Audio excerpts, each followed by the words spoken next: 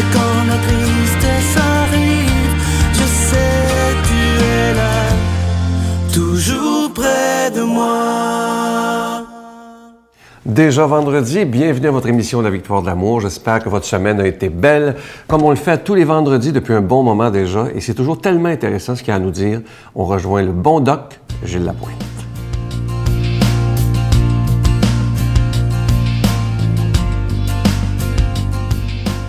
Bon matin tout le monde, pas chaud, ça va de soi. On est en janvier, ça va de soi.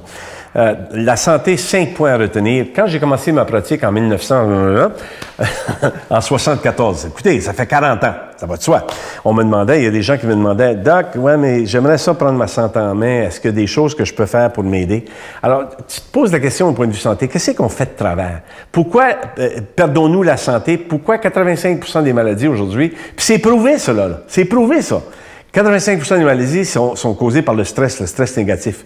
Est-ce qu'on accepte, en tant qu'être humain, est-ce qu'on accepte des responsabilités face à sa santé? Moi, je vous dis, en tant que médecin d'une expérience de 40 ans, non. Est-ce que c'est de la négligence, de l'insouciance, de l'excès, de la malbouffe, des médicaments, pris à tort et à travers, de la paresse, manque d'exercice, manque de repos, manque de discipline, l'éducation, l'intoxication, la dépendance? Je ne le sais pas. Les 5 points que je donnais aux gens quand on me demandait ça il y a 40 ans, je leur disais, numéro 1, fume pas. Numéro 2, fais de l'exercice. Numéro 3, aie une bonne alimentation. Numéro 4, prendre un petit peu de supplément, pas un paquet de choses, de l'oméga, de la vitamine D. Et la 4e chose, calme tes nerfs. Calme tes nerfs. 5 petites choses. Mesdames, messieurs, des gens, on aurait coupé les cancers peut-être de 50%, les hospitalisations de 50% et les maladies chroniques de 50%. Non, c'est de l'exagération. Donc, c'est comme quand on parle des émotions, quand je vais vous le prouver, puis je vais vous montrer comment les émotions peuvent rendre les gens malades. Je vais vous le prouver, mesdames, messieurs. Alors, quand tu regardes ça, tu dis, ouais, mais le calme. Oui, mais c'est ça. Quand on parle de méditation ou de s'arrêter, écoutez, il y a plus de 30 ans, c'est pas d'hier, ça, là. Il y a plus de 30 ans, je disais aux gens, va prendre de l'air, va-t'en marcher dans la nature, OK? Mange équilibré, moins de sucre, moins de gras. N'arrête jamais de bouger, demeure actif. Ouais, mais là, les 60 et 15... Non, il n'y a pas d'âge. Peu importe l'âge que tu veux, il n'y a pas d'âge pour ça. Fais donc ce qui te plaît. Tu as 75 ans, tu as tout donné à tes enfants, tu as fait pour tout le monde. Arrête donc de penser ce que les autres vont penser de toi. Aide tes enfants, vis pas leur vie. Ménage tes énergies pour des choses qui en valent la peine. Attention, dispute, des mots t'as dit de niaiseries qui mènent les gens. Fais-toi donc des amis. Les gens arrêtent de se faire des amis. C'est prouvé qu'à 80 ans, les gens, 70, les gens se font plus d'amis. C'est le moment le plus important de ta vie où tu dois te faire des amis. Et attention aux maudits manipulateurs, parce que le monde en est plein actuellement de ça, dans tout. Et on attaque qui? Les enfants et les personnes âgées. Et je dis aux gens, ne gère pas. Je disais ça il y a 40 ans passés, puis je disais, pourrais-tu faire juste un petit effort? Juste un petit effort pour être capable de changer des choses. Alors, je vous répète, le mot à retenir aujourd'hui, ne demande pas ce que la médecine et les médicaments peuvent faire pour toi. Demande-toi ce que toi, tu peux faire pour simplement améliorer ta pensée ou ta santé. Et ta pensée aussi, ça va de soi. Bonne journée, à la semaine prochaine. Notre Père qui es aux cieux, que ton nom soit sanctifié, que ton règne vienne, que ta volonté soit faite sur la terre comme au ciel. Donne-nous aujourd'hui notre pain de ce jour. Pardonne-nous nos offenses, comme nous pardonnons à ceux qui nous ont offensés. Ne nous laisse pas entrer en tentation, mais délivre-nous du mal, car c'est à toi qu'appartient le règne, la puissance et la gloire, pour les siècles des siècles. Amen. Ça fait déjà quelques semaines que je vous parle de ce beau cadeau dont on est très, très fiers et je suis content parce que vous avez bien répondu. C'est une belle exclusivité de la Victoire de l'amour. Il s'agit d'un pendentif en verre soufflé. C'est fait à la main et à l'intérieur, c'est de la terre sainte qui vient directement de Jérusalem. Cette terre où Jésus a marché, ça nous rappelle que Jésus a d'abord été un être humain qui a souffert énormément, mais qui a marché sur cette terre qu'on habite maintenant.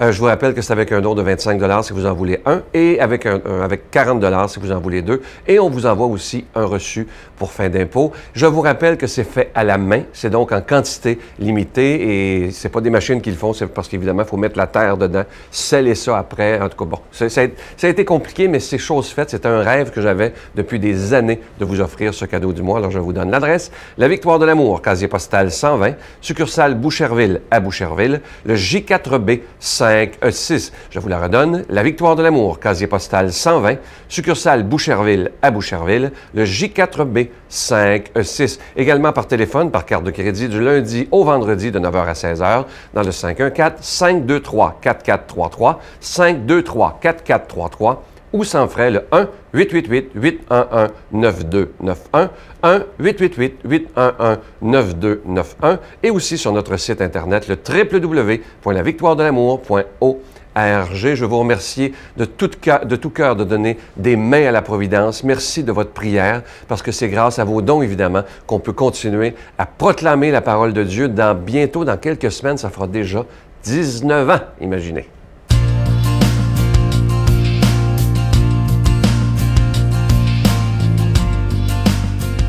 Mon Dieu, donnez-moi la sérénité d'accepter les choses que je ne peux changer, le courage de changer les choses que je peux et la sagesse d'en connaître la différence.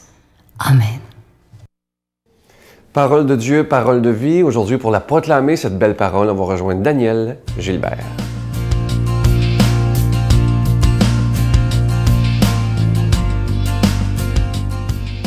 Bonne nouvelle de Jésus-Christ selon saint Marc. Jésus gravit la montagne, et il appela ceux qu'il voulait. Ils vinrent auprès de lui, et il en institua 12 pour qu'ils soient avec lui, et pour les envoyer prêcher avec le pouvoir de chasser les esprits mauvais. Donc, il institua les 12. Pierre, c'est le nom qu'il donna à Simon, Jacques, fils de Zébédée, et Jean, le frère de Jacques. Il leur donna le nom de Boanerges, c'est-à-dire fils du tonnerre. André, Philippe, Barthélemy, Matthieu, Thomas, Jacques, fils d'Alphée, Thaddée, Simon le Zélote, et Judas Iscariote, celui-là même qui le livra. Acclamons la parole de Dieu. Alors bonjour, chers amis. Ce matin, nous avons le plaisir d'avoir une présentation en bonne et due forme des 12 apôtres que le Seigneur a choisis.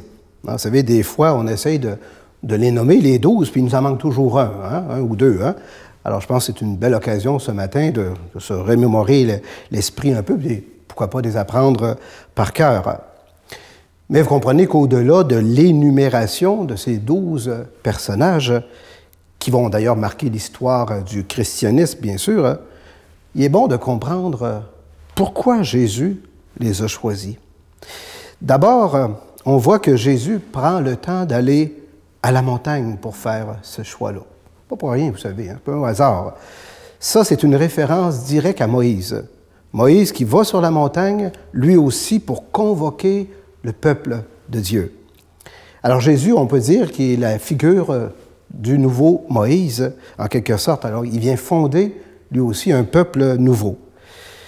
Il a besoin de collaborateurs. Le choix de 12 personnes aussi, ce n'est pas un hasard.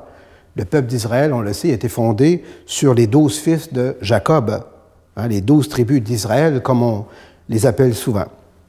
Alors, le nouveau peuple de croyants que Jésus va fonder va reposer aussi sur 12 colonnes, les 12 apôtres. C'est important aussi de noter que Jésus va choisir qui il veut. C'est lui qui fait le choix. Son choix aussi, il est décisif, sans appel. Et c'est avec eux qu'il va accomplir sa mission. Et c'est là que ça devient intéressant pour nous ce matin, chers amis. Vous savez, des fois, je m'amuse, moi, à méditer sur chacun de ces apôtres qu'on est habitué de voir avec des belles grosses statues, là, dans tout leur rayonnement. Mais quand on s'arrête à méditer sur chacun de ces personnages-là, moi, je suis toujours étonné que les critères que Jésus a choisis pour les sélectionner n'ont rien à voir avec nos critères à nous, les êtres humains. Par exemple, pour partir une compagnie ou un nouveau parti politique, Moi, je pense que la sagesse demande d'abord qu'on exige des compétences, hein, des études poussées, des curriculums vitae bien étoffés, hein, n'est-ce pas? Mais pas pour Jésus. Son choix ne semble pas reposer sur des compétences ou des connaissances particulières. Non, les 12 sont tous des gens bien simples, des gens peu instruits, des paysans, des pêcheurs de métier, puis même des révolutionnaires. Hein? Des gens qui ont des idéaux, mais qui ne sont pas nécessairement dans le même sens que l'idéal que Jésus il vient apporter. Alors imaginez-vous, là, dans un parti politique, recruter des fils du tonnerre, hein, Bois-Larguez, des fils du tonnerre. Vous ne trouvez pas que c'est risqué un peu pour un chef de parti qui va devoir calmer les ardeurs de ces personnes-là? Alors, sur quels critères Jésus va-t-il s'appuyer pour le choix de ses apôtres? Eh bien, c'est sur celui de la foi, essentiellement. Parce qu'ils ont confiance en lui, parce qu'ils mettent leur foi en Jésus, il leur dit « Venez, suivez-moi ». Hein, c'est comme si Jésus il était conscient que ce qu'il va annoncer, là, hein, le royaume de Dieu, c'est complètement nouveau. Hein, que toutes les références qu'ils ont eues auparavant, on va aller ailleurs, dans une autre direction. Et pour ça, il faut juste être disponible. Et ça, c'est une bonne nouvelle pour nous autres aujourd'hui.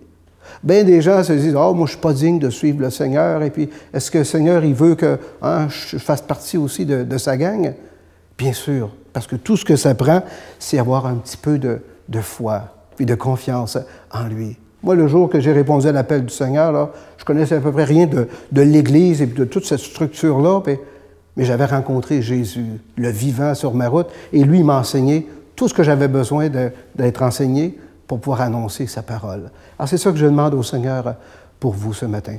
Laissez-vous approcher, laissez-vous appeler par le Seigneur et répondez à son appel généreusement parce que c'est lui qui donne toutes les grâces qu'on a besoin pour accomplir notre mission. On le voit à travers ces 12 apôtres que le Seigneur a choisis ce matin. Hein? Alors moi, par le ministère que l'Église me confie, là, je demande au Seigneur ce matin de faire descendre sur vous toutes ces bénédictions et ces grâces au nom du Père et du Fils et du Saint-Esprit. Amen.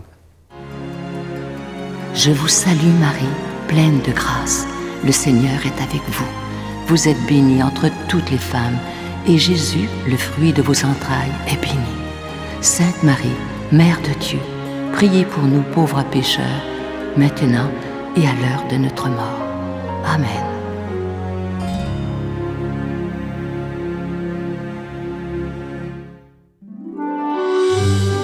La Victoire de l'amour vous invite à vivre un pèlerinage en Italie à la rencontre de Saint François d'Assise et du pape François, en compagnie de l'abbé Robert Lemire et de Sylvain Charon. Nous visiterons Assise, Florence, Cassia, Orvieto et Rome. Nous assisterons aussi à une audience générale en compagnie du pape François au Vatican, du 25 mai au 5 juin 2014. Informations et réservations, voyage intermission au 514-288-6077. Sans frais, 1-800-465-3255. J'ai le privilège d'aller à Rome et à Assise, vivre une expérience incroyable avec Saint François et le pape François aussi. Donc venez avec nous, vous allez voir, vous allez découvrir des choses extraordinaires. Venez!